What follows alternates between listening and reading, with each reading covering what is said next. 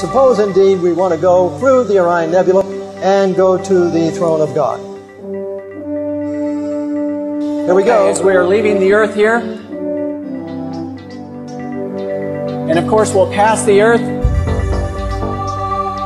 We see the sun there to our right, now approaching the sun, and you can see the Orion Nebula there past the sun. As we pass the sun, we're probably going over 100 times the speed of light.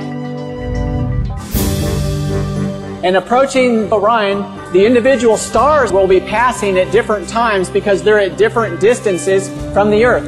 But it's actually in the sword of Orion. The middle star of the sword of Orion is the Orion Nebula. We're approaching it here. Coming closer, coming closer. The Orion Nebula is 1,500 light years from the earth. That cavern is actually 100 light years wide. You go into the center of that cavern. We're circling around the trapezium cluster here. This is actually something you can see with the home telescope if you're interested in looking at it. You won't see the nebulosity, but you will see the trapezium. Going through the trapezium, continuing past the trapezium as we come to heaven, to the city of New Jerusalem with the foundations of precious stones, the gates of pearl.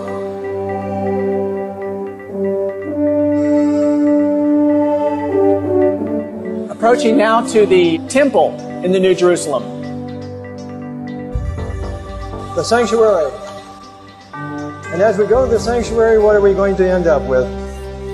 There is indeed right before us Christ the great high priest and the Ten Commandments. And the Ten Commandments. The Ten Commandments.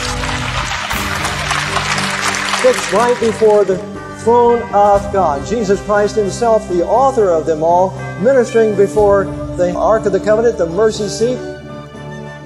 David, and after we are there, what's going to happen in return? Of course, Jesus, at the time of the second coming, will step out of the most holy place.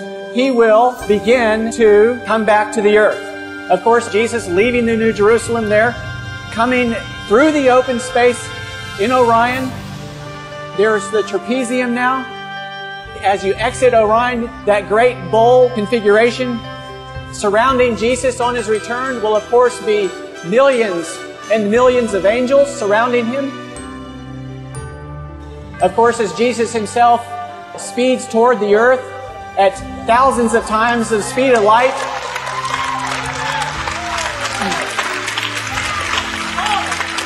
he will have to slow down as he approaches the earth.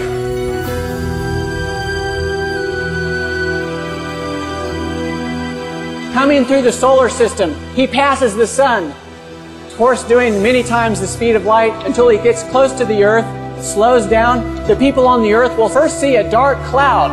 And as that dark cloud gets a little closer, a little brighter, and it finally lights up the sky. And as it lights up the sky, those people who are alive and waiting for Jesus will welcome him. Will say, "Lo, here is our God. We have waited for him." In Revelation 14:12, here is the patience of the saints. Here are they that keep the commandments of God and have the faith of Jesus.